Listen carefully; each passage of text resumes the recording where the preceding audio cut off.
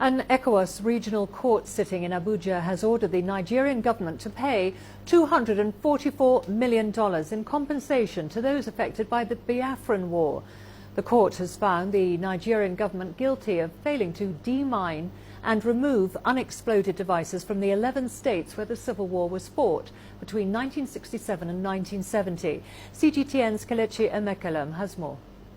Applicants and defendants are all seated at the Ecows Community Court of Justice in Abuja, Nigeria's capital. They're here to witness the final ruling on a case that has been in the books for 5 years. It's a case that pitted the federal government against post-Biafran war claimants. Most of them have been maimed by mines and explosives left behind by the Biafran war. What's more, vast farmlands have also been abandoned for fear of accidental trigger of explosives scattered in the region. And finally, the government has not just agreed to rid the region of explosives, but also pay those who have suffered the consequences of a war 47 years after. Not only will there be compensation to people that lost their limbs, that were victims of various explosions, landmines, but also the farmlands will be cleared.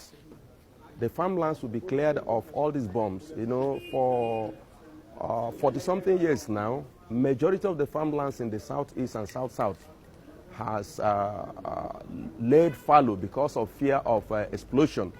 Almost $140 million of the total award would be spent on compensation of war victims, and over $100 million would be spent on demining and destruction of unexploded ordinances. This is the only regime that had given life to the 3R, the reconciliation, reconstruction and rehabilitation. It has all been words and no action.